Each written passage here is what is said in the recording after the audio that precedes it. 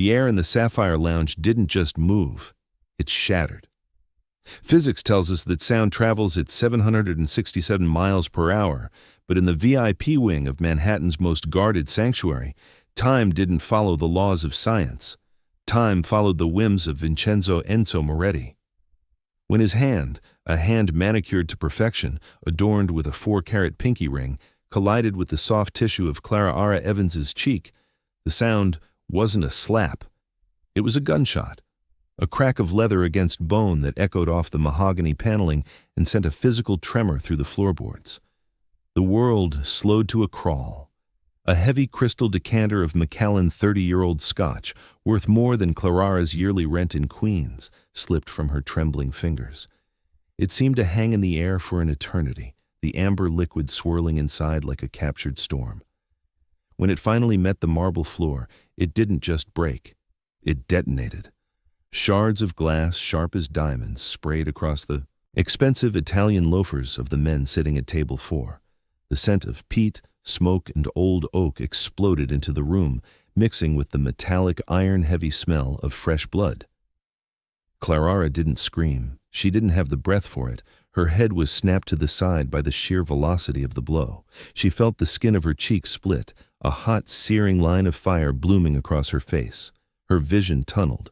The sapphire-blue neon lights of the lounge, usually so chic and inviting, turned into jagged streaks of electric lightning. She tasted copper immediately, the thick, salt-heavy tang of blood pooling in the back of her throat.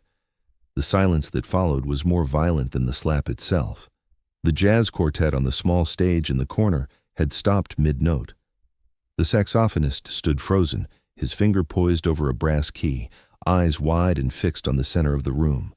The high society patrons, the hedge fund titans, the Russian models, the corrupt city councilmen, all became statues. In the Sapphire Lounge, the rule was simple. You look away from the violence. But this was different. This was Enzo Moretti, the Prince of Midtown, losing his legendary composure. Before we dive deeper, let us know in the comments where you're watching from. We'd love to hear from you. And if you're new here, click on the subscribe button so you never miss any of our upcoming videos. Enzo stood over her, his chest heaving beneath his charcoal gray Brioni suit. He was a silhouette of lethal elegance, his jawline so sharp it looked like it could cut the very air he breathed. His eyes, usually the color of expensive espresso, were now 2 pits of black ink. "I'll ask you one more time, you little rat," Enzo hissed. His voice was a low, gravelly vibration that seemed to come from the floor itself. "Where's the Patek? Where is my watch?" Claraara slumped against the velvet edge of the booth, her fingers grazing the jagged glass on the floor. She looked up at him through a curtain of dark hair. Her left eye was already beginning to swell, the skin tightening into a heavy, throbbing weight.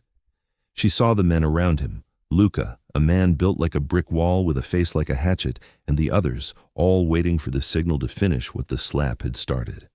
Enzo's ring was stained. A small, singular smear of Claraara's blood sat on the gold band. He didn't even notice. He only saw the empty spot on the white linen tablecloth where his $1,000,000 timepiece had been sitting moments ago. I didn't touch it," Claraara whispered. Her voice was thin, reedy, but it didn't tremble. "Liar," Enzo spat. He leaned down, his face inches from hers. She could smell the expensive mint and the faint scent of gunpowder that always seemed to cling to him. "I watched you hover. I watched your hands. You thought you were fast? You thought you could lift a grandmaster chime and just walk into the night?" He grabbed her chin, his thumb digging into the fresh bruise with agonizing pressure. Claraara winced, a single tear escaping her right eye, but her gaze never wavered. She wasn't looking at him with fear. She was looking at him with something else, something cold, something ancient, something that should have made a man like Enzo Moretti turn and run. "You're a thief," he sneered, tossing her head aside like she was a piece of discarded trash. "And in this neighborhood, we cut the hands off thieves." Claraara fell back into the glass. The pain was a secondary concern now.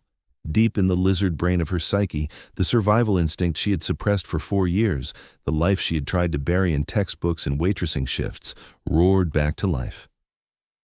She realized then that the mask of Claraara the art student was gone. The world of the Sapphire Lounge was gone.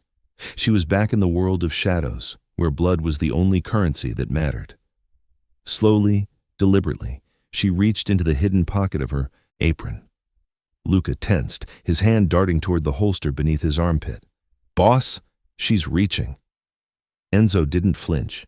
He watched her with a cruel curiosity. He expected a knife.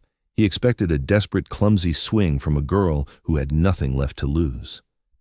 Instead, Claraara pulled out a piece of plastic that looked like a relic from a different century. A burner phone. A cheap, battered Nokia with a cracked screen and a faded keypad. It was the kind of phone you bought at a bodega in a neighborhood where the streetlights didn't work.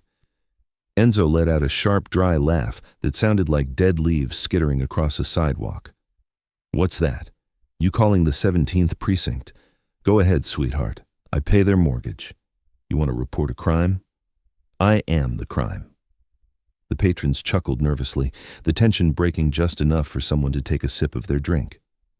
Enzo turned his back on her, adjusting his cufflinks, convinced the drama was over.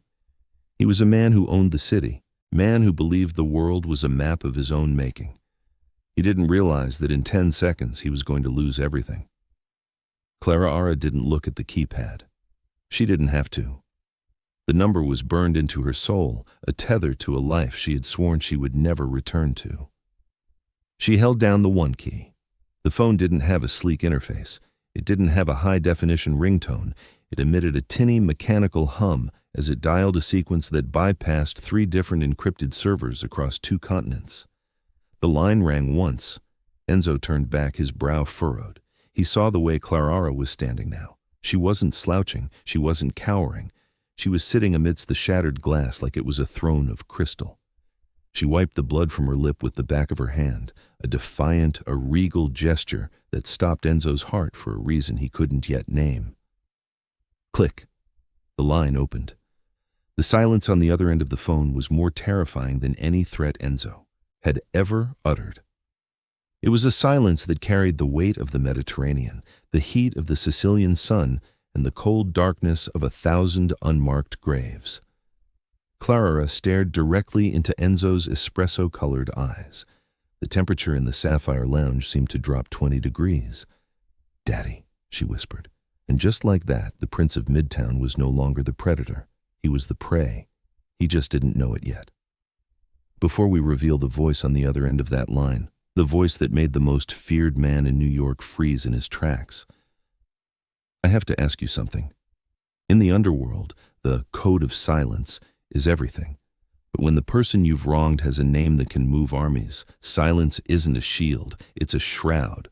Like this video right now if you respect the code, and comment loyalty below if you believe some lines should never be crossed. Now, let's go back to the moment the world stopped spinning for Vincenzo Moretti. To understand the tragedy of Vincenzo Moretti, you have to understand the city he thought he conquered. New York in the 2020s is a masterpiece of deception. It is a place where the grime of the 70s has been scrubbed away and replaced by glass towers that reach for the heavens, reflecting the ego of the titans who live within them. Tribeca, once a district of industrial warehouses and salt-of-the-earth laborers, has been transformed into a playground for the elite. Cobblestone streets that once ran red with the blood of long-forgotten turf wars are now lined with artisanal coffee shops, $5,000 a month lofts, and boutiques that sell silence as a luxury. But New York is like a fresh coat of paint over a rotting house. If you look closely at the cracks, the old-world violence is still there, pulsating like a dark heartbeat.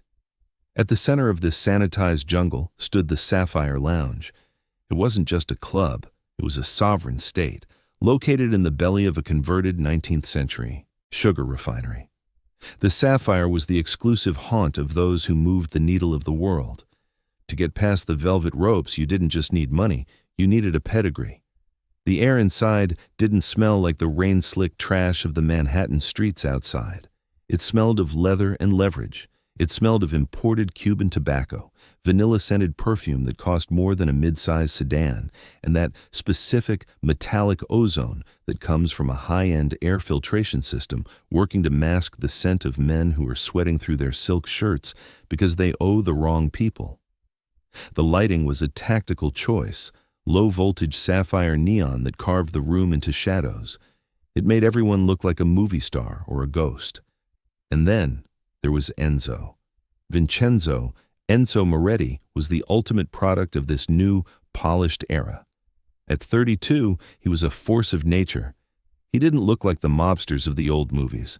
No tracksuits, no gold chains, no heavy Brooklyn. Accents that sounded like gravel in a blender. Enzo was a predator who had gone to finishing school. He had a degree from Columbia and a wardrobe that could fund a small war. His rise to the top of the Midtown territories hadn't been a climb. It had been a massacre. While the old greasers of the 5 families were busy arguing over sanitation contracts and social clubs, Enzo had been building a digital empire of offshore gambling and high-frequency trading manipulation. When the old guard tried to rein him in, he didn't send a hitman with a piano wire. He sent a fleet of lawyers to seize their assets and a team of ex-Mossad contractors to systematically erase their lieutenants from the map. By the time the dust settled, the old bosses were either in prison or in the ground, and Enzo was the undisputed king of Midtown. He was respected because he was brilliant. He was feared because he was hollow. There was a vacancy in Enzo Moretti's soul where empathy should have been. A vacuum that sucked in everything and everyone around him, but every king needs a servant. And that night, the servant was Claraara. To Enzo, Claraara Evans was a ghost. She was a non-entity, a moving part of the lounge's machinery designed to ensure his scotch remained chilled and his ashtray remained empty. For Claraara, being invisible was a survival strategy she had spent 4 years perfecting. Her shift had started at 4 p.m., a time when the sun was still fighting through the gray Manhattan drizzle. By 10 p.m., her feet were a dull ache that radiated up to her hips. Her lower back was a knot of tension that felt like a hot iron. This was her life. 10-hour shifts, the constant hum of the dishwasher, and the degrading snap of fingers from men who didn't know her name. As she moved through the lounge with a silver tray, Claraara lived in a constant internal monologue, a mental fortress she built to keep the reality of her situation at bay. Focus on the glass, she told herself as she navigated a group of boisterous venture capitalists. Check the condensation. Keep your chin down. Don't look at their faces. If you don't see them, they don't see you. She was an art history major. Or she had been once, in her cramped, roach-infested studio in Queens, a place that smelled of damp drywall and cheap ramen. She still had her textbooks stacked in the corner. She would sit by the window, watching the 7 train rattle past, and memorize the brushstrokes of Caravaggio and the chiaroscuro of Rembrandt. She was obsessed with light and shadow, how a painter could hide a secret in a dark corner. She was hiding her own secret. 4 years ago, she had burned her ID. She had dyed her hair from its natural striking raven to a dull, mousy brown. She had taken a bus from the Port Authority and never looked back. She had chosen the life of a nobody, because being a somebody in her world meant living in a gilded cage built of bones. She had worked 3 jobs, saved every penny, and lived on the fringes of the city just to feel the cold, hard breath of freedom. But tonight, the atmosphere in the Sapphire Lounge felt different. The humidity of the rain outside had seeped into the building, making the air heavy and oppressive. The Moretti table, table 4, was a black hole of energy. Claraara's manager, Mr. Henderson, was a man who lived in a state of perpetual low-level cardiac arrest. He caught her by the arm near the service bar. His grip was clammy. "Evans, get over to table 4, now!" he hissed, his eyes darting toward the VIP booth. "Enzo is on his 3rd scotch. If he waits more than 30 seconds for a refill, I'm going to personally throw you out into the rain. And believe me, the rain is the kindest thing you'll encounter tonight if you mess this up." Claraara took a deep breath, smoothing her apron. "Yes, Mr. Henderson." "And Evans?" He leaned in, his breath smelling of stale coffee and anxiety. "Keep your eyes on the tray. Don't speak unless he speaks to you. To these men, you are less than the furniture. Remember that." Claraara nodded, though a small, sharp spark of defiance flickered in her chest. "If only you knew," she thought. "If only you knew that I have seen men 10 times more dangerous than Enzo Moretti cry like children." She picked up the heavy crystal decanter. The glass was cold and etched with the lounge's crest. As she approached the table, the scent of Enzo's cologne hit her. It was leather, bergamot, and power. Enzo was leaning back, his legs crossed, looking at a series of leather-bound ledgers. He was a man at the height of his power, a man who believed the world was a game he had already won. On the table, sitting atop the black leather, was his watch. It was a Patek Philippe Grandmaster chime in 18K solid gold and platinum. It was a mechanical marvel with 20 complications, a timepiece that required thousands of hours of hand craftsmanship. It was worth $3 million. Enzo had taken it off, its heavy weight apparently distracting him from his figures. It sat there like a ticking heart, a symbol of everything Claraara had tried to escape: the obsession with status, the worship of gold, the arrogance of the few over the many. Claraara reached forward to pour. Her hand was steady, a testament to years of practice. She watched the amber liquid flow, twisting the bottle at the last second to catch the rogue drop. "Good girl," one of Enzo's bodyguards, a man named Luca, sneered. He didn't look at her face, he looked at her hands. Claraara didn't flinch. She kept her eyes on the glass. She felt Enzo's gaze on her, not a gaze of attraction, but the way a scientist looks at a specimen under a microscope. "You're new," Enzo said. It wasn't a question. "I've been here 6 months, sir," Claraara replied softly, her voice a practiced neutral. 6 months? And I haven't noticed you?" Enzo leaned forward, his espresso eyes narrowing.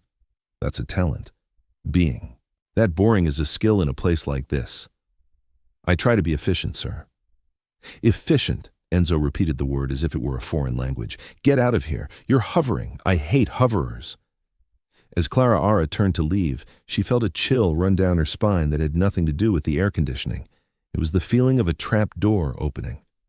She had spent 4 years trying to be a ghost, but as she walked back toward the kitchen, she realized that in a room full of predators, sometimes the ghost is the only thing they can't control. Outside, the rain began to lash against the windows with a renewed fury. The city was drowning, and inside the Sapphire Lounge, the water was starting to rise. The air surrounding Table 4 was a different atmosphere entirely, a microclimate of high-stakes tension and predatory stillness. As Claraara approached for the second time that night, the sapphire-tinted smoke from the room seemed to curl away from Enzo Moretti, as if even the vapor knew to give him a wide berth. The scene played out in a cinematic stretch of time. Every footfall Claraara took on the thick patterned carpet felt heavy, like a soldier walking through a minefield. Enzo was not alone. Flanking him was Luca, his chief enforcer, a man whose neck was wider than his head and whose knuckles were scarred from a decade of manual labor in the Brooklyn shipyards. Across from them sat a man Claraara didn't recognize, a nervous underling in a suit 2 sizes too big, sweating through his polyester collar. "I don't care about the logistics, Carmine," Enzo said, his voice a smooth, dangerous baritone. He didn't look up from the leather-bound ledger. He was holding a fountain pen like a scalpel. "I care about the math, and the math says you're short, 40,000. That's not a rounding error. That's a choice." "Boss, the docks, the unions, they squeezed us," Carmine stammered. Luca laughed, a sound like dry gravel being shaken in a tin can. "The unions? You're telling the man who owns the mayor's office that you got squeezed by a guy in a hard hat? That's bold, Carmine. Stupid, but bold." Claraara stepped into the light of the booth. She held the silver tray with a grip that turned her knuckles white. She didn't look at Carmine. She didn't look at Luca. She focused on the glass. "Refill, sir?" she asked softly. Enzo didn't answer immediately. He finished a notation in the ledger, the scratch of the nib on the paper the only sound in the booth. Then he looked at the watch. The Patek Philippe Grandmaster chime sat on the white linen like a $1 million anchor. It was a masterpiece of horological engineering, a complex skeleton of gears and springs encased in a housing of hand-engraved white gold. It didn't just tell time. It dictated it. To Enzo, it was a trophy of his arrival, a signifier that he was no longer the street kid from East Harlem. To Claraara, it was a ticking countdown. She knew that every complication in that watch The perpetual calendar, the minute repeater, the second time zone, represented a life ruined or a debt collected by the man sitting in front of her. "A pour," Enzo commanded, finally leaning back. Claraara moved. As she tilted the heavy crystal decanter, the world seemed to narrow down to the amber stream of scotch. "You see this girl, Carmine?" Luca said, gesturing toward Claraara with a thick, calloused finger. "She's got better hands than you. She doesn't drop a drop. She's efficient. She's quiet. She knows her place. Why can't you be more like the waitress?" Carmine looked at Claraara, his eyes pleading, looking for any shred of humanity in the room. Claraara kept her face a mask of marble. She had learned long ago that in this world pity was a poison. If she showed she cared, she became a target. "Maybe Carmine wants to trade," Enzo mused, his eyes finally drifting toward Claraara. "He can wear the apron, and the girl can run the docks. I bet she'd get the math right." "Please, Enzo, just another week," Carmine begged. Enzo's eyes snapped to Carmine, the playful cruelty vanishing in an instant. "A week is an eternity. In a week the world changes. In a week people die." He turned his gaze back to Claraara as she finished pouring. "Isn't that right, Ghost?" Claraara froze. The decanter was still in her hand. For the first time she made a mistake. She looked up. Her blue eyes, the deep icy blue of the Sicilian coast, met his dark espresso ones. It was a collision of two worlds. In that moment, the invisible girl vanished. Enzo's brow furrowed. He felt a jolt of recognition that he couldn't place. He didn't see a waitress. He saw a defiance that didn't belong in a Tribeca lounge. He saw a ghost of something regal, something dangerous. There was a hollow coldness in her gaze that mirrored his own, a look that only comes from someone who has seen the belly of the beast and survived. "Who are you?" the look asked. Claraara felt a cold sweat break out on her neck. She saw the monster she had spent 4 years running from. He wasn't her father, but he was of the same species. He was the kind of man who would burn a village just to see the color of the flames. She saw the arrogance, the casual dismissal of human life, and the predatory hunger for control. She realized she had looked too long. The mask had slipped. "I apologize, sir," she whispered, quickly averting her gaze and stepping back into the shadows. Enzo watched her retreat. His hand drifted toward the watch on the table, his fingers tracing the engraved metal. "Luca," Enzo said, his voice barely audible over the low thrum of the house music. "Yeah, boss?" "That girl. There's something wrong with her." "She's just a waitress, Enzo. Probably some art student in over her head." Enzo shook his head slowly. "No, she's not an art student. She's a secret." He picked up the Patek Philippe, the weight of the $1 million anchor solid in his palm. Didn't put it on. He just held it, staring into the dark corner where Claraara had disappeared. "Carmine," Enzo said without looking at the sweating man across from him. "Go. You have 48 hours. If the money isn't in the account, I don't want an explanation. I want a funeral. Yours." As Carmine scrambled out of the booth, the tension at table 4 didn't dissipate. It consolidated. Enzo Moretti had found a new puzzle, and in his world, puzzles were meant to be solved or broken. The shift began with a silence that was more terrifying than any scream. Vincenzo Enzo Moretti had spent the last hour meticulously dismantling the morale of his subordinates, but after his trip to the restroom, the man who returned to table 4 was different. The bored predator, the version of Enzo that lounged with a smirk and a cold glass of scotch, had evaporated. In his place stood a cornered animal. He reached for the black leather ledger where he had left his Patek Philippe Grandmaster chime. His hand hovered over the white linen. His fingers curled into a fist, then flattened, then felt the fabric as if he could manifest the $3 million timepiece through sheer will. It was gone. The air in the Sapphire Lounge curdled instantly. Enzo's face didn't turn red. It turned a ghastly, translucent white. To a man like him, the watch wasn't just gold and gears. It was a symbol of his untouchability. To steal from Enzo Moretti in his own sanctum was more than a theft. It was a declaration of war. It was a slap to his lineage. "Luca," Enzo said. The word was so low it was almost a hum, but it cut through the ambient jazz like a razor. Luca, who had been laughing at a joke made by a nearby socialite, snapped his head around. He saw the empty space on the table. He saw Enzo's eyes, wide, manic, and vibrating with a primal, lethal panic. "Boss?" "The watch, Luca," Enzo whispered, his voice cracking with the strain of suppressed violence. The watch is not on the table. Luca's hand went instinctively to the small of his back. He scanned the perimeter, his eyes landing on the kitchen doors where the waitstaff cycled in and out. Nobody left the booth, Enzo. Only the girl, the ghost. Enzo's head snapped toward the kitchen doors.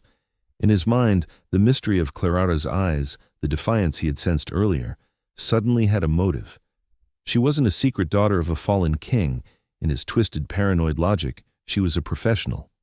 A world-class thief sent by the Italians or the Russians to humiliate him.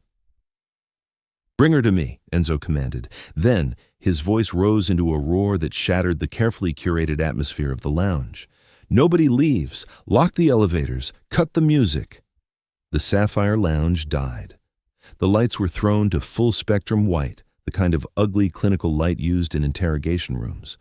The glamour of the blue neon vanished, revealing the dust in the air and the fear on the faces of the patrons. Claraara was at the industrial dishwasher, her hands submerged in scalding water, trying to scrub the memory of Enzo's eyes from her mind. She was thinking about her art history thesis, about the way Caravaggio used shadows to hide the truth, when the double doors swung open with a violence that dented the stainless steel. Mr. Henderson, the manager, was being dragged by his collar by Luca. Behind them stood Enzo. He looked like a demon rising from the steam of the industrial sinks. "You!" Enzo pointed a trembling finger at Claraara. "Out, now!" "Sir, I'm in the middle of—" Luca didn't wait.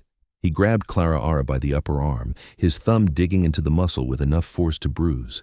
He hauled her out of the kitchen and onto the main floor, where every eye in the club was fixed on them. The humiliation was a physical weight. Claraara was marched to the center of the room, the sacrifice in this high society theater of cruelty. Enzo followed, his silk shirt damp with sweat, his composure entirely gone. He was no longer the king of Midtown. He was a frantic boy who had lost his favorite toy. "Where is it?" Enzo hissed, crowding her space, his breath hot against her forehead. "I don't know what you're talking about," Claraara said. Her heart was hammering against her ribs like a trapped bird, but her voice stayed level. The internal monologue she had used to survive her father's house kicked in. "Breathe, lower your pulse, don't give him the fear he wants." The Patek, the Grandmaster chime. You poured the scotch, you hovered, and now it's gone. Enzo turned to the room, gesturing wildly. She was the only one. She thought she could hide behind that mousy hair and those sad eyes. "I didn't take your watch, Mr. Moretti," Claraara said, her steeliness returning. "Check my station. Check the tray. I have no reason to steal from you." "No reason?" Enzo laughed, a jagged, ugly sound. "You live in a rat hole in Queens. You drown in debt. You see a $3 million ticket out of your pathetic life, and you took it." He looked at Mr. Henderson, who was shaking so hard he had to lean against a pillar. "Search her. Strip her apron. Search her locker. If I don't see that watch in 3 minutes, I'm going to start taking this place apart, starting with her fingers." "Mr. Moretti, please," Henderson blubbered. "She's a good worker. I don't care about her work ethic," Enzo screamed. He turned back to Claraara, his eyes searching hers for a crack. "Empty your pockets. Now." Claraara reached into her apron. Her hands shook, not because she was guilty, but because she recognized this spiral. This was the same erratic, violent paranoia she had escaped 4 years ago, the feeling of being trapped in a room with a man who had more power than sanity. She turned her pockets inside out, a cheap plastic pen, a crumpled $5 bill, a lint-covered mint. "Nothing," Luca reported, kicking the items across the floor. "She passed it off," Enzo, paced in a tight circle. "She has a partner, one of the busboys, or maybe it's in her locker. Luca, take 2 men. Rip the staff room apart. Break the locks. If you find a floorboard that looks loose, pry it up." As Luca hurried away, the silence in the room became brittle. The patrons, the elite of New York, watched the scene with a mix of horror and a dark, voyeuristic fascination. They were seeing the mask of the modern mob slip, revealing the old, ugly face of the wolf underneath. For Claraara, the psychological toll was instantaneous. As she stood there, the center of a circle of hate, she felt the normal life she had built, the life of Claraara Evans, the student, the nobody, shrivel and die. She realized that no matter how many miles she traveled, no matter how many times she changed her name, the violence would always find her. It was in her blood. It was an atmospheric pressure she carried in her lungs. I am not Claraara anymore, she thought, watching the cold tea. Clinical lights reflect off the shattered glass of the Macallan decanter. I am a Viti. And a Viti does not stand in the center of a room and let a small man scream at her. She looked at Enzo. She didn't see a powerful boss. She saw a weak man clinging to a piece of jewelry because without it, he was nothing. You're wasting your time, Enzo, she said. Her voice had dropped an octave. It was no longer the voice of a waitress. It was the voice of a girl who had grown up listening to the butcher of Sicily discuss business over Sunday dinner. Enzo stopped his pacing. He looked at her, truly looked at her. What did you say? I said you're wasting your time. I don't have your watch. And if you keep doing this, if you keep humiliating me in front of these people, you're going to realize very quickly that there are things in this world far more expensive than a Patek Philippe. Enzo's eyes widened. The defiance he had sensed earlier wasn't just a ghost, it was a weapon. He stepped closer, his hand lashing out, not to hit her yet, but to grab her jaw, forcing her to look at him. You're threatening me? A waitress from Queens is threatening the man who owns this city? I'm not threatening you, Claraara whispered, even as his grip bruised her skin. I'm telling you, you've made a mistake. And in your world, Enzo, mistakes are the only thing you can't afford. At that moment, the doors to the staff room burst open. Luca returned, his face grim. Boss? We tore the lockers apart. We searched the kitchen trash. We even checked the vents. He paused, looking at Claraara, then back at Enzo. It's not there. She's clean. The silence that followed was the heaviest of the night. Enzo released her jaw, his hand trembling. The paranoia was being replaced by a cold, hollow dread. If she didn't have it, then someone else did. And he had just spent 20 minutes exposing his weakness to the entire city. But his pride was too large to let her go. He couldn't admit. He was wrong. Not yet. She's hiding it, Enzo hissed, though even he didn't sound convinced. She's a pro. Search her again. Check her shoes. Check everything. Claraara closed her eyes. She felt the weight of the burner phone in her back pocket, the one item they hadn't checked because it looked so pathetic, so worthless. She knew what she had to do. The normal life was a dream. The nightmare was her reality.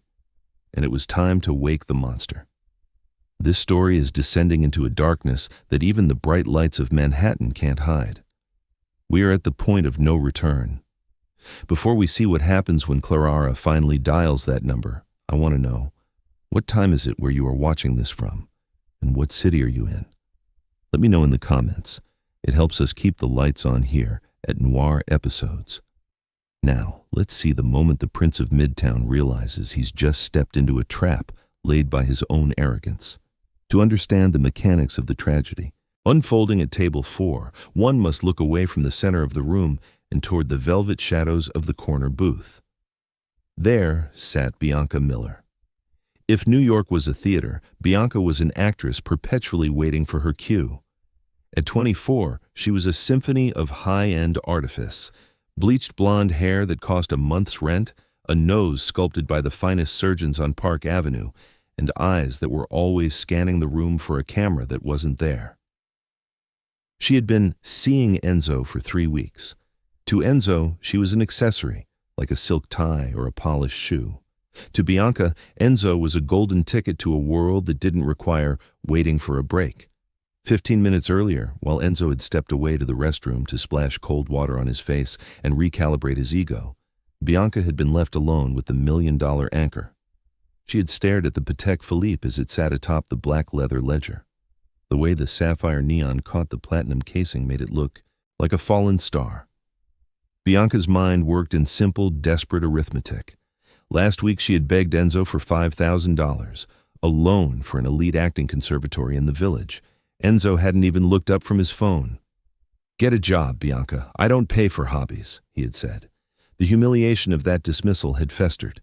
She didn't want to hurt him. She just wanted what she felt she was owed for the hours spent laughing at his jokes and stroking his ego. In a moment of shallow, impulsive madness, Bianca's hand moved. It wasn't the practiced grace of a thief, it was the clumsy desperation of a child. She reached out, her long, manicured nails clicking against the platinum, her heart hammered against her ribs, not out of malice, but out of the sheer thrill of the gamble. She slid the watch off the ledger. It felt heavier than she expected, a cold, dense weight that seemed to vibrate with its own history. Without looking around, she dropped it into her Judith. Liber clutch, a small, silver-encrusted bag shaped like a swan. It fit perfectly, nestled between a Chanel lipstick and a baggie of white powder. When Enzo returned, Bianca had been sipping her cocktail, her face a mask of bored innocence. She watched with a sickening mix of terror and fascination as the search began. She watched as Enzo's face transitioned from confusion to a jagged, animalistic rage. She could have stopped it. She could have found it on the floor. But as Enzo turned his fury toward the waitress, Bianca felt a twisted sense of relief. The girl, the invisible girl with the mousy hair, was the perfect lightning rod. Enzo Moretti was a man who prided himself on seeing the unseen. He could spot a card counter from across a casino floor. He could hear the lie in a man's voice before the sentence was finished. But arrogance is a specialized form of blindness. He looked at Bianca, his trophy, and saw only a vapid creature incapable of such a bold move. He looked at Claraara, the waitress, and saw a threat. He saw the way she didn't flinch when Luca barked at her. He saw the cold blue fire in her eyes that reminded him of a power he hadn't yet conquered. "I know it was you," Enzo hissed, stepping back into Claraara's personal space. "Enzo, baby," Bianca whispered, reaching out to touch his arm with a hand that was visibly trembling. "Maybe it just fell. Let's just go. This is embarrassing." "Shut up, Bianca," Enzo roared, shaking her off. He didn't see the way she flinched, or the way she clutched her silver swan bag to her chest like a shield. He only saw the waitress. He only saw the defiance he needed to break. "You think you're special?" Enzo asked Claraara. "You think because you have a pretty face and a little spine that the rules don't apply to you? You're a servant. You're a bug under my boot." "And you're a child crying over a toy," Claraara replied. The room went cold. That was the moment. The pattern interrupt. No one spoke to Vincenzo Moretti that way. Not in his club, not in his city. Enzo's rage hit its boiling point. His logic evaporated, replaced by the ancient primal need to assert dominance. He didn't think. He reacted. Enzo's weight shifts to his back foot, his shoulders square. The silk of his Brioni suit ripples as his right arm begins a wide, sweeping arc. His eyes stay locked on Claraara's, looking for the moment the ghost finally shows fear. The wind-up. His hand is a blur of motion. The heavy pinky ring, a solid gold band set with a sharp-cut diamond, becomes a weapon. The air in the Sapphire Lounge seems to suck out of the room, leaving a vacuum of static electricity. Impact. The back of his knuckles connects with Claraara's left cheekbone. It isn't a soft sound. It is a sharp, dry crack, like a dead branch breaking in winter. The force is enough to lift her off her feet, the room's reaction. A woman at a nearby table drops her champagne flute. It shatters against the floor, but no one hears it. Luca, the bodyguard, doesn't blink, but his jaw tightens. Bianca Miller lets out a small, stifled gasp, her hand flying to her mouth, the Judith Lieber bag heavy in her lap. The follow-through. Claraara is thrown sideways. Her body strikes a side table, sending a tray of appetizers and a bucket of ice flying. She hits the floor hard, her head bouncing once against the thick carpet. The music had already stopped, but now even the hum of the air conditioning seemed to die. Enzo stood there, his hand still raised, his chest heaving. He looked down at his hand. The ring had cut her. A single, bright red drop of blood was smeared across the gold. Claraara lay in the debris of the club's luxury. She didn't cry, she didn't beg. She slowly pushed herself up, her hair falling over her face. When she looked up, the bruise was already blooming, a deep, angry violet that stood out against her pale skin. She reached into her back pocket. "I told you," she whispered, her voice sounding like it was coming from the bottom of a well. "You've made a mistake." She pulled out the burner phone. Enzo scoffed, trying to regain his boss persona. Call them. Call the cops. Call the National Guard. I'll buy them all before they reach the front door." "I'm not calling the law, Enzo," Claraara said, her thumb hovering over the speed dial. "I'm calling the consequence." She pressed the button. The tinny digital ringtone of the Nokia filled the silence of the Sapphire Lounge. It was a sound that didn't belong in a room this expensive. It was a sound that heralded the end of the world. The silence of the Sapphire Lounge was no longer the silence of a nightclub. It was the silence of a vacuum. Every person in that room, the bankers, the bodyguards, the terrified manager, became an unwilling witness to a ritual they didn't understand. Claraara sat on the floor, the silver-flecked carpet stained with a darkening Rorschach test of spilled scotch and her own blood. She held the Nokia burner phone to her ear with a hand that did not shake. Her eyes remained locked on Enzo, who stood over her with the heavy, panting arrogance of a man who thought he had just won a fight. The phone rang. It was a tinny, rhythmic sound, chirp, chirp, chirp, that seemed to vibrate in the very bones of the building. Then the line connected. There was no hello. There was only the sound of a sharp intake of breath, followed by a low, rhythmic thrumming, like the engines of a private jet or the purr of a predatory cat. "Speak," a voice rumbled. It was a voice that didn't sound human. It sounded like tectonic plates shifting. It was a bass-heavy, gravel-flecked baritone that carried the weight of 3,000 years of Mediterranean history. It was the voice of a man who had never had to raise it to be heard. Claraara's eyes closed for a brief second. The art student from Queens vanished. The girl who loved Caravaggio disappeared. In her place sat Ao, princess of the blood.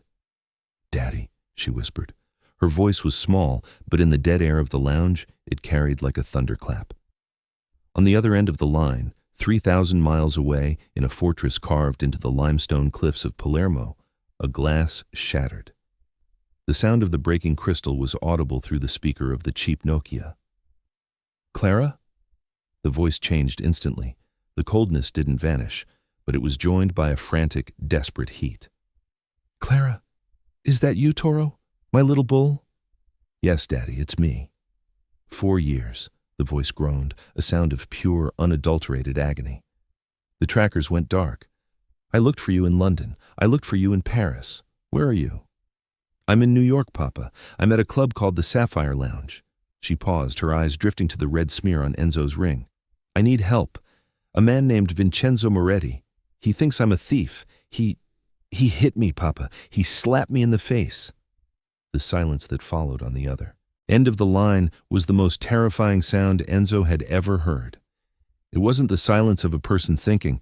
It was the silence of a god deciding which city to destroy first. Enzo Moretti felt the floor tilt. He looked at the girl on the ground, and for the first time, he saw the geometry of his own execution. He saw the way she held herself. He saw the ice-blue eyes that he now realized weren't just defiant, they were inherited. "Put him on," the voice commanded. Claraara extended the phone toward Enzo. She didn't say a word. She didn't have to. The look on her face was one of profound, tragic pity. Enzo's instinct was to knock the phone out of her hand, to stomp it into the carpet and end the transmission, but his body refused to move. An ancient survival-based terror had taken up residence in his spine. He reached out, his fingers brushing Claraara's cold skin, and took the plastic device. "Who is this?" Enzo asked, his voice cracking, betraying the Prince of Midtown. Persona. "If you're her pimp, you should know—" "Listen to me very carefully, boy," the voice interrupted.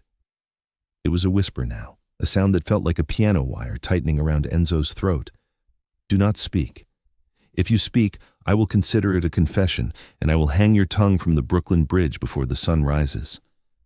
Enzo's blood didn't just run cold, it turned to ice.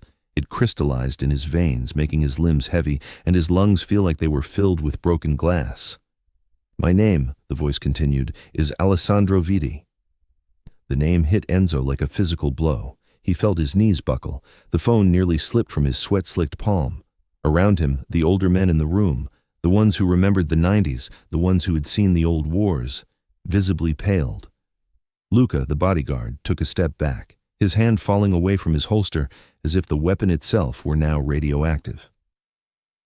In the world of the Cosa Nostra, there are bosses, and then there are legends. Alessandro the Butcher. Viti was the latter.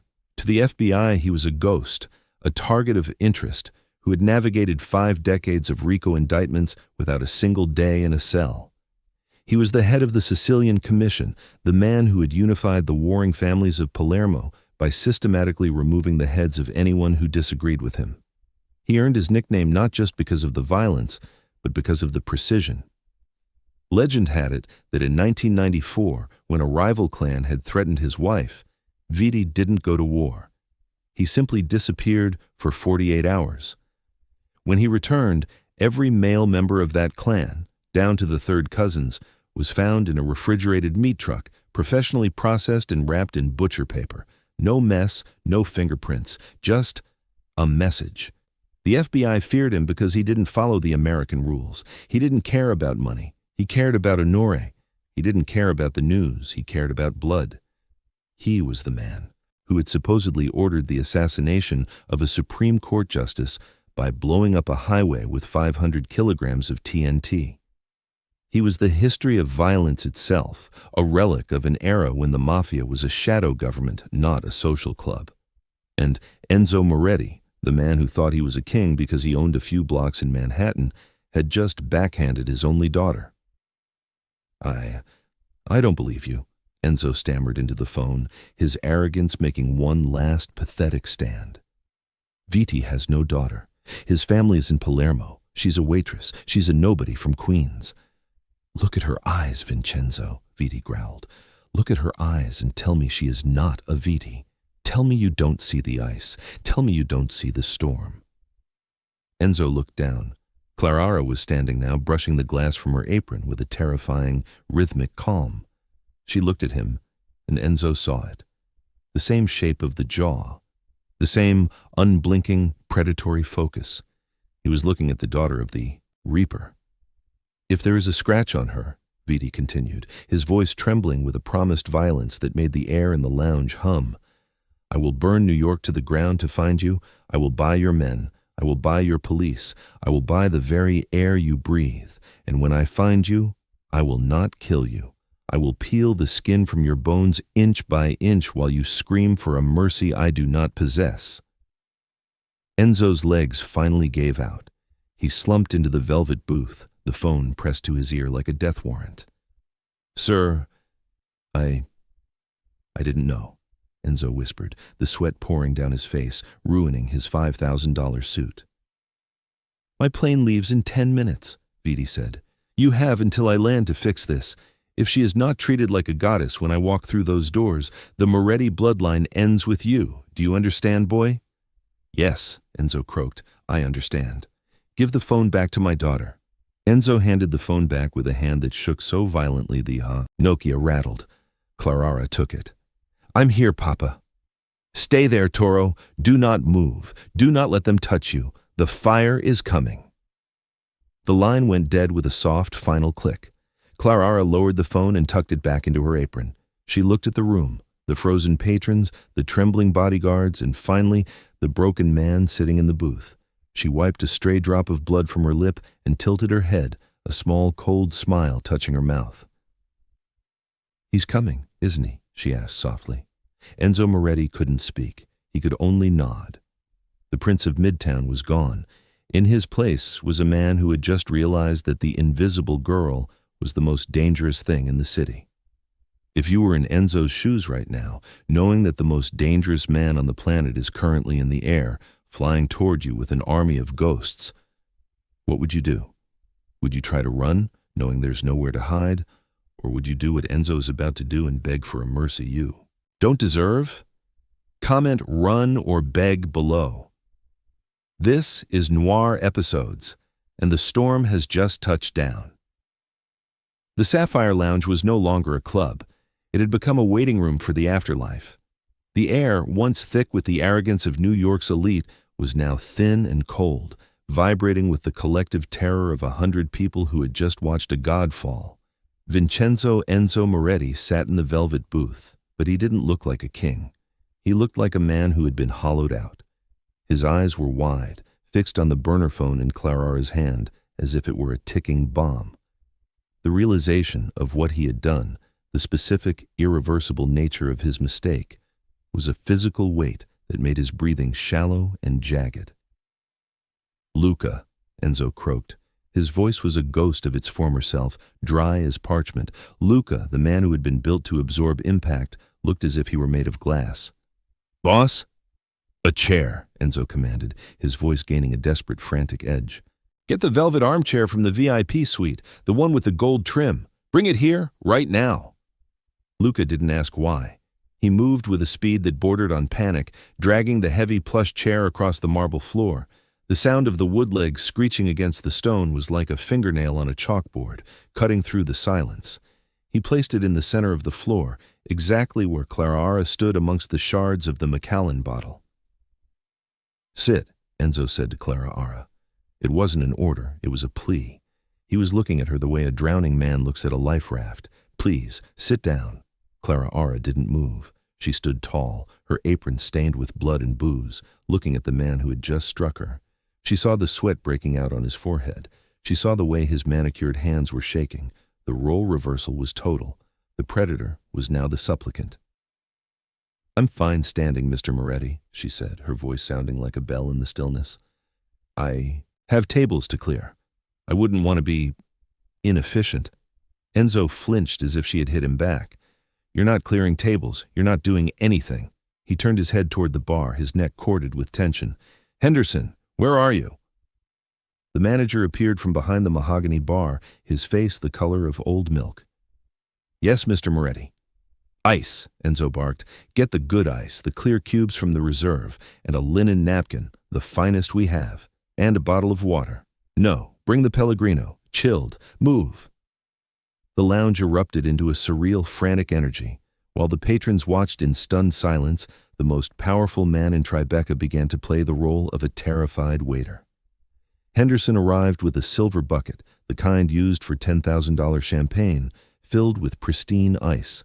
Enzo snatched it from him, his fingers fumbling with a white linen napkin. He wrapped the ice with a delicate, trembling precision. He approached Claraara slowly, his head bowed. He held the ice pack out to her like a holy relic. "For your face," Enzo whispered. "Please, it's already swelling." Claraara took the silver bucket and the ice. She pressed the cold napkin to her cheek, and for the first time she winced. The cold bit into the open cut, sending a jolt of pain through her jaw. Enzo looked as if the pain were his own. He was staring at the bruise, the dark violet mark of his own arrogance, knowing it was his death warrant. "You have a heavy hand, Enzo," Claraara said, her eyes meeting his over the rim of the ice pack. "I didn't know," he stammered. If you had known I was a Viti, you would have treated me with respect," she finished for him. "But because you thought I was a nobody, I was fair game. Is that how your world works? You only fear what can kill you?"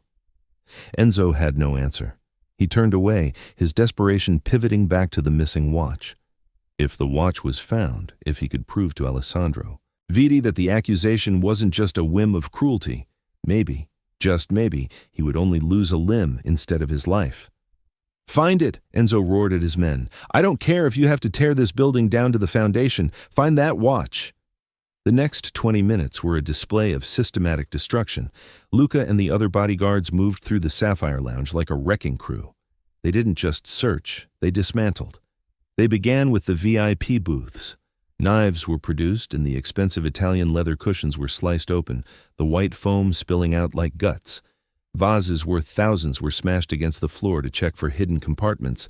The heavy velvet curtains were ripped from their brass rods. "Search everyone," Enzo commanded, pointing to the patrons. The elite of New York, men who ran banks and women who graced magazine covers, were forced against the walls. Luca's men were not gentle. They frisked the bankers, emptied the designer purses of the models, and dumped the contents of every pockets onto the tables. "Check the vents," Enzo paced, his eyes manic.